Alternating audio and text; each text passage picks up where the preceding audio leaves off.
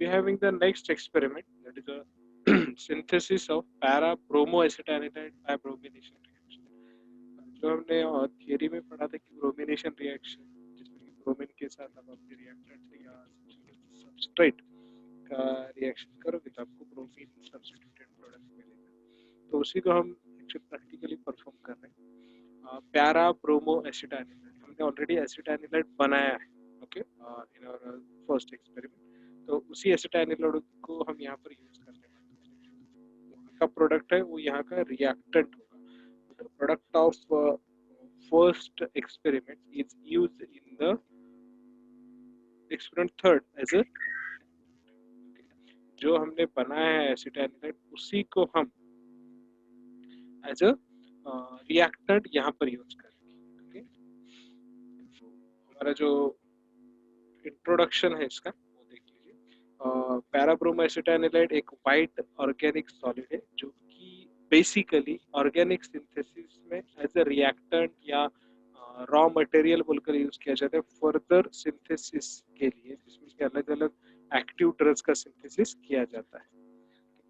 इसका एम रहेगा इस एक्सपेरिमेंट का to prepare and submit organic compound that is para bromo acetanilide from acetanilide. Okay, ये organic compound आप लिख भी सकते हैं या नहीं भी लिखा तो चलता है, जैसे कि prepare and submit para bromo acetanilide from acetanilide by using bromination reaction, और सिंपली जो ये आपको स्क्रीन पे दिख रहा है वो भी आप डायरेक्टली लिख सकते हैं। इसके पीछे जो प्रिंसिपल या थियरी काम करता है उसको हम अब डिस्कस करेंगे। Conversion of the amino group into acetamide group, that is acetylation reaction.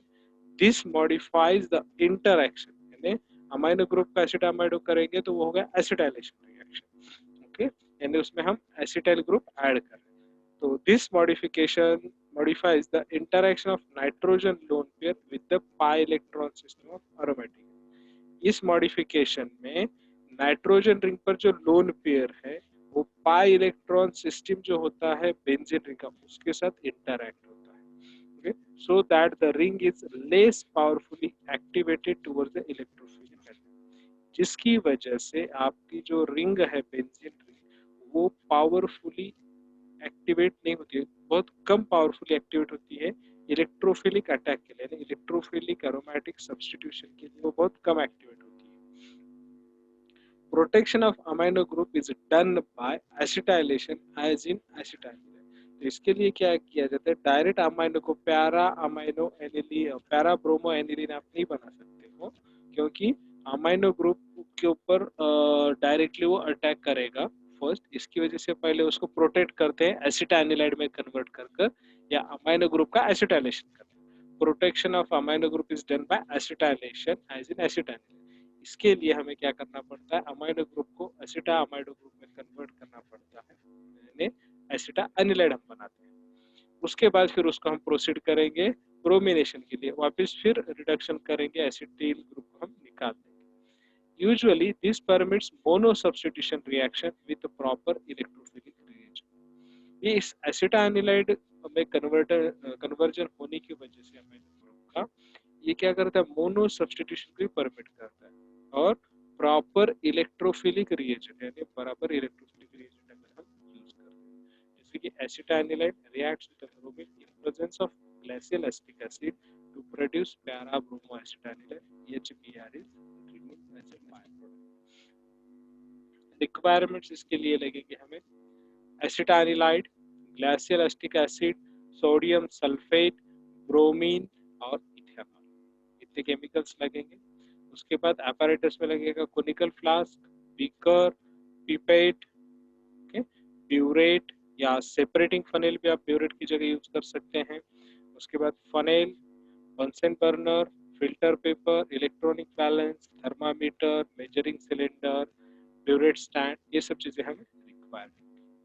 तो प्रोसीजर हम देखेंगे। सबसे पहले सभी apparatus को डिस्टिल वाटर के साथ अच्छे से वॉश कर लें और ड्राई कर लें। उसके बाद कोनिकल फ्लास्क में ओके कितना 13.5 ग्राम एसिटाइनिलाइड लें और 45 ml ग्लाइसियल एसिटिक एसिड में, कोनिकल फ्लास्क में 45 ml ग्लाइसियल एसिटिक एसिड लें, 13.5 ग्राम यानी 13.5 ग्राम एसिटाइनिलाइड बेकर, ओके, 2 स्टेप है। पहले ग्लाइसिल एसिटिक एसिड लेंगे, उसमें फिर 13.5 ग्राम हम एसिटाइनिलाइट ट्रांसफर कर कर डिसॉल्व करेंगे। ओके, जैसे कि हमने take a conical flask in that dissolve 13.5 gram of finely powder acetanilide in 45 ml glacial acetic acid. यानी सबसे पहले कोनिकल फ्लास्क में glacial acetic acid 45 ml transfer करें, 13.5 ग्राम वे कर ले एसिटाइनिलाइट, उसको ट्रांसफर करें और स्टर कर कर डिसॉल्व करें।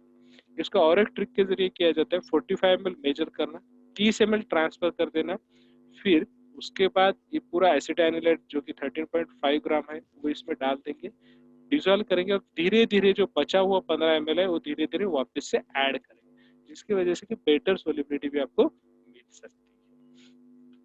उसके बाद in another flask dissolve 17 gram of bromine in 25 ml glacial acid. यानी वापस ग्लाइसिल एसिटिक एसिड लेना है आपको 25 ml, उसके अंदर 17 ग्राम ब्रोमीन ऐड करना है और इस सॉल्यूशन को आपको ब्यूरेट में ट्रांसफर करना है, so that we can add, and bromine slowly आपको ऐड करना है ऊपर वाले सॉल्यूशन में ड्रॉप वाइज विद शेकिंग और कंप्लीट मिक्सिंग, उसको भी हम देखेंगे। तो इसके लिए सबसे पहले आपको ग्लाइसिल एसिटिक एसिड लेना है, उस ग्लाइसिल एसिटिक एसिड में 25 ml ग्लाइसिल एसिटिक एसिड लेंगे, उसमें 17 ग्राम ब्रोमीन सॉल्यूशन डाल देंगे और इसको अच्छे से स्टर कर लेंगे। ओके, अच्छे से स्टर कर लेंगे। उसके बाद keep the flask in ice bath after each addition. उसके बाद उसको ब्यूरेट में फील करेंगे, एक ड्रॉप डालेंगे, ऐसे आइस बाथ का सेटअप बनाएंगे, इसके नीचे आइस बाथ रहेगा, यानी आइस एक कंटेनर में, उसके अंदर आपका फ्लास्क रहेगा, कौन सा वाला जिसमें हमने ग्लाइसिल एसिटिक एसिड और एसिटाइनिलाइट लिया, उसमें फिर ब्यूरेट में से या सेपरेटिंग फनेल में से एक एक ड्रॉप अंदर डालेंगे, एक ड्रॉप डाला अच्छे से मिक्स कर देंगे, अच्छे से मिक्स करेंगे, फिर दूसरा ड्रॉप डालेंगे, फिर मिक्स करेंगे, फिर एक ड्रॉप डालेंगे, फिर मिक्स करेंगे, तब तक जबकि पूरा ब्रोमीन ऐड ना हो। बट इसको आइस बाथ से बाहर निकालना नहीं है, क्योंकि ये एक्सोथर्मिक रिएक्शन एक गर्म हो जाता है और इसके फ्यूम्स भी बाहर आए, इसलिए सिंगल ड्रॉप डालेंगे ब्रोमीन सॉल्यूशन का, स्टर करेंगे अच्छे से, डिजॉल्व हो गया, दूसरा ड्रॉप अच्छे से स्टर करेंगे, फिर तीसरा ड्रॉप, फिर चौथा, ऐसा ये पूरा ब्रोमीन सॉल्यूशन इसमें ऐड करेंगे। उसके बाद उसको अच्छे से विगरसली शेक करेंगे इस तरह से। Okay? Keep the flask in ice bath after each addition. When all the bromine is added, solution become orange color and product start crystallize. उसके बाद product crystallize होता है। Allow the final mixture to attain room temperature. Shake the flask occasionally. Okay? तो क्या करना है आपको? Stir करना है और इसको ऐसे ही रख देना स्टैंड के लिए और बीच में उसको शेक करना है occasionally.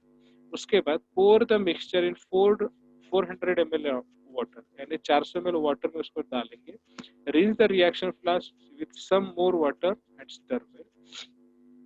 To this solution add sodium metabisulfite solution to remove the color, filter the product and wash with cold. अब इसको क्या करेंगे, हम 400 ml वाटर के अंदर डाल देंगे। ओके, 400 ml वाटर में डालेंगे, ट्रांसफर करेंगे और इसको रिंस, इसमें जो प्रोडक्ट है उसमें रिंस करने के लिए वापस थोड़ा सा एक 10 से 15 ml वाटर डालेंगे, उसको रिंस कर लेंगे इस कंटेनर से, वो भी इसमें डाल देंगे। उसके बाद इसमें सोडियम मेटाबाइसल्फाइड, देखिए सोडियम मेटाबाइसल्फाइड थोड़ा सा पाउडर डाल देंगे, जिसकी वजह से ये जो कलर दिख रहा है वो कलर डिसअपियर होगा। ओके, और इसको स्टैंड बाय में रख देंगे तो आपको ऐसे क्रिस्टल्स आते हुए दिखेंगे इस बीकर में। तो इस क्रिस्टल्स को फिर फिल्टर करना है और वॉश करना है। ओके, फिल्टर और अच्छे से वॉश कर लेंगे और फिल्टर करने के बाद कोल्ड वाटर से वॉश करना है, यानी फिल्ट्रेट में जब हम फनेल में लगाएंगे तो ऊपर हमारा प्रोडक्ट रहेगा, उसके ऊपर वापस हम वाटर डालते रहेंगे। ये हो गया आपका क्रूड पैराब्रोमो एसिटाइनिलाइट।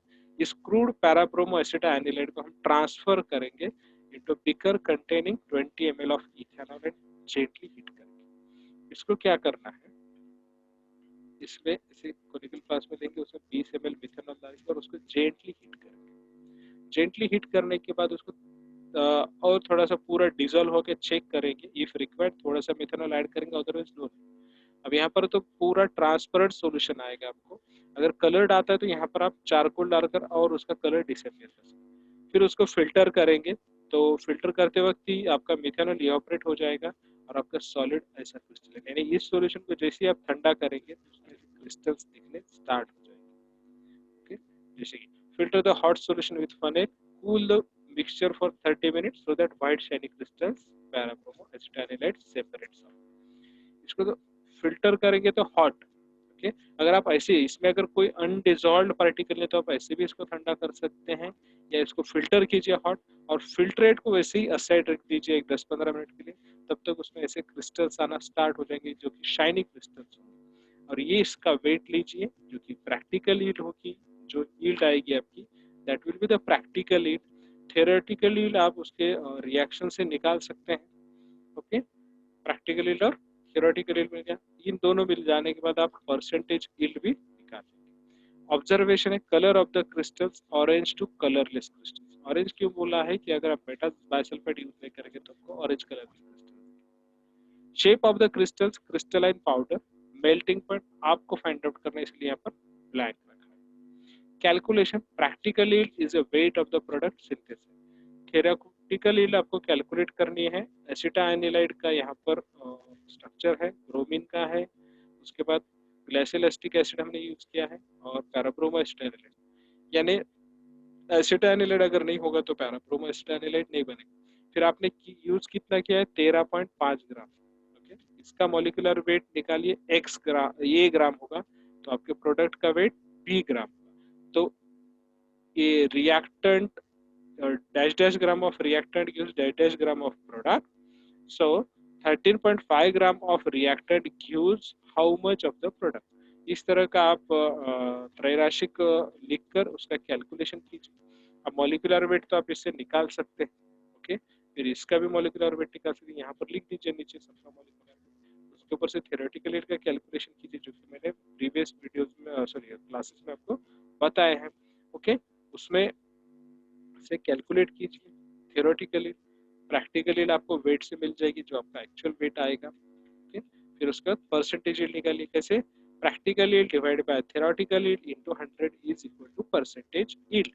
परसेंटेज यील्ड कैलकुलेट कीजिए और रिजल्ट राइट डाउन कीजिए इस तरह से। Acetanilide was synthesised, practical yield is found dash dash gram, जो आपका वेट आएगा finally crystallised product. Theoretical yield जो आपने कैलकुलेट की, परसेंटेज यील्ड आप जो कैलकुलेट करेंगे, मेल्टिंग पॉइंट जो आप डिटरमाइन करेंगे ड्यूरिंग प्रैक्टिकल, मॉलिक्यूलर फार्मूला यहाँ पर लिखिए जो आपने कैलकुलेट किया है, मॉलिक्यूलर वेट यहाँ पर लिखिए जो कैलकुलेट होगा, फिर उसके बाद स्ट्रक्चर जो कि यहाँ पर दिया हुआ है, ये एसपी पैरामीटर का स्ट्रक्चर वहाँ पर लिख दीजिए। This is all about the from aim to the result of para bromo एसिटाइनिलाइड।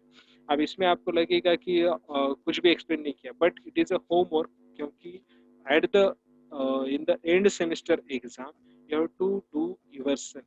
अगर आपको यहाँ पर हम मदद करेंगे तो आपको कुछ भी कैलकुलेशन नहीं है। अगर आपकी तौर से ट्राई कीजिए, अगर कोई दिक्कत आती है तो you can comment me, so I can give the answers to that doubts.